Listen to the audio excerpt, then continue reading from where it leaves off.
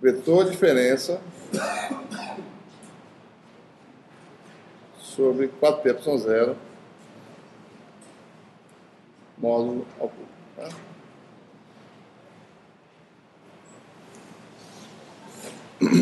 Certo? Então, a partir de agora, nós temos uma expressão geral para qualquer distribuição de cargas.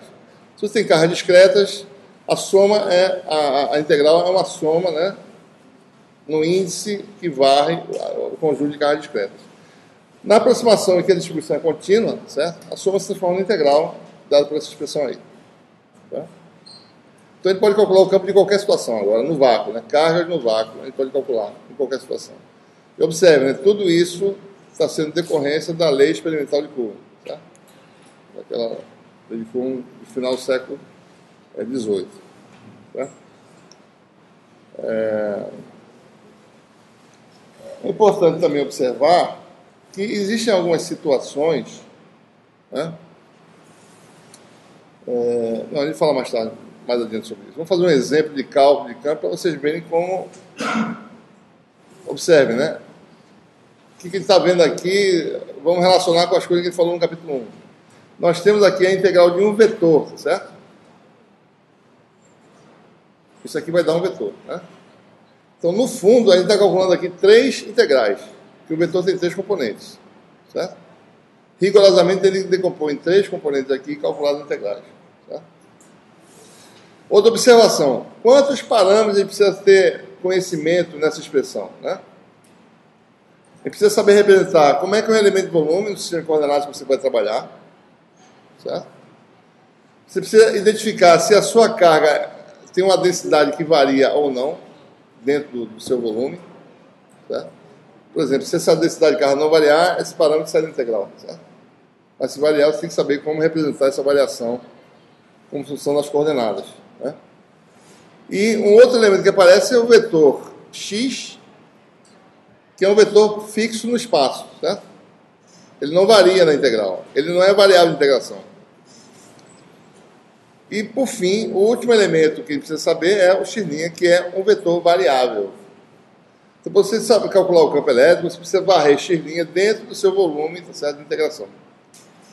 E, como resultado, você vai obter uma função, ou seja, um campo vetorial, que é o nosso campo elétrico, que é uma função das coordenadas x, y, z, no caso, né? Ou seja, do vetor posição x. Então, x é fixo, x' é variável. Então, é importante saber a diferença de o que é fixo e o que é variável para se calcular essas coisas, certo? Então, relembrando, só tem 4 coisas que você precisa saber bem: elemento de volume, densidade de carga, o vetor fixo e o vetor variável. Tá? E a quinta coisa é como representar qual o sistema de coordenadas mais adequado para representar a minha distribuição de carga e calcular o campo elétrico. Certo? Então, vou fazer um exemplo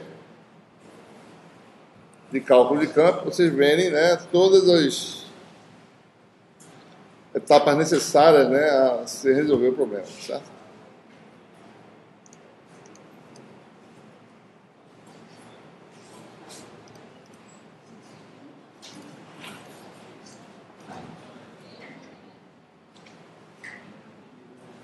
Vou fazer esse exemplo aí da... Considere aí. Vou ganhar algum tempo, talvez, não desenhando, né?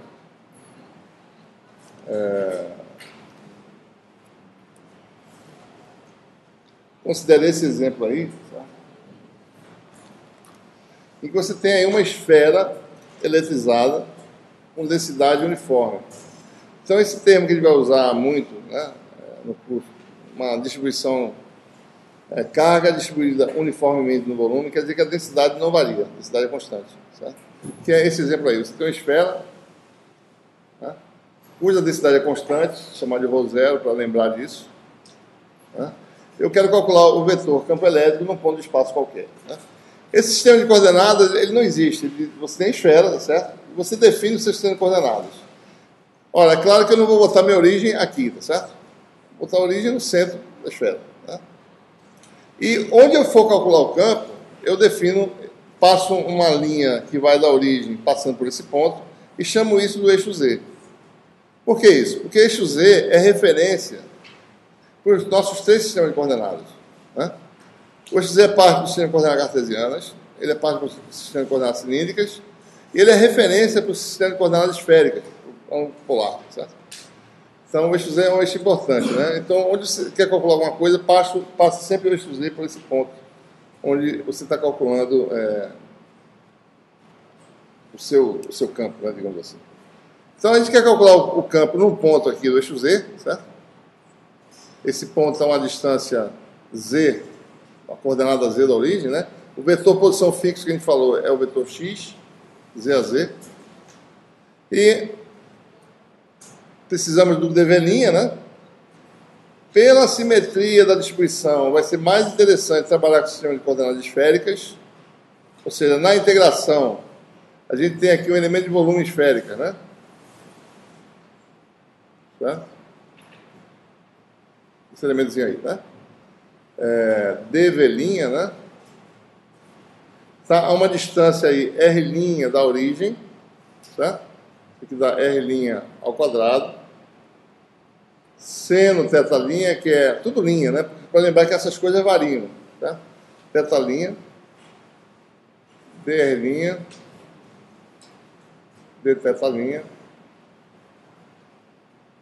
dφ', tá? Esse é o elemento de volume esférico, certo? Que a gente vai usar.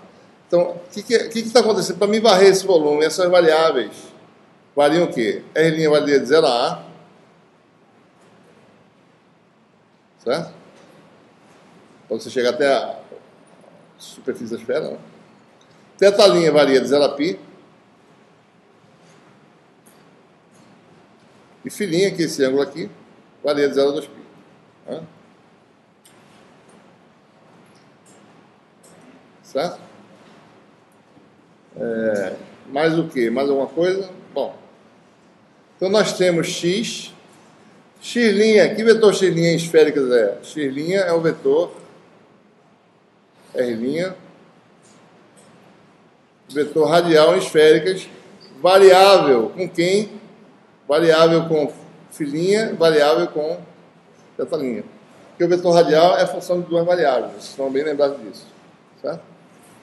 Então, nós temos definidos, e a densidade de carga é constante, é ρ0, né? Densidade de carga é constante, ρ0. Elemento de volume, que é um elemento que eu falei que precisa saber, é o dV', a gente representou no sistema de coordenadas. A gente sabe, as coordenadas variam nesses limites que ele falou, certo? E o x está representado aí, né? E o x' está aqui. Né? Então, a gente tem os elementos para calcular o campo elétrico num ponto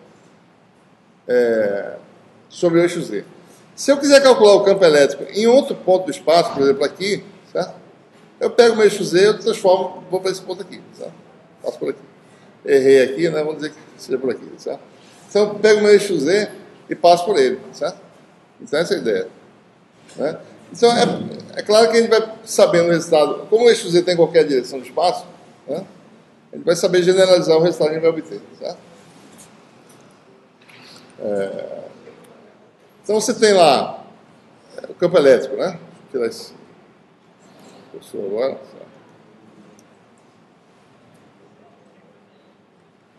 Vai ser ρ0, né? A constante que saiu, tá certo? E as constantes que saem sobre 4π são 0. Integral, né? Φ' varia de 0 a 2π, R' varia de 0 a A, né?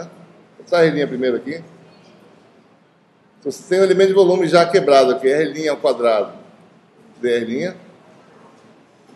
Né? Θ' varia de 0 a π. Aí você tem aqui um seno de θ', de θ'. Eu vou continuar aqui, tá, pessoal? E aqui, integral de 0 a 2π, dφ'.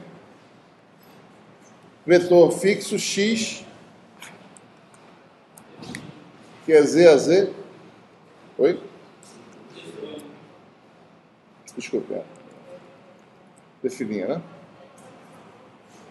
Vetor fixo, né?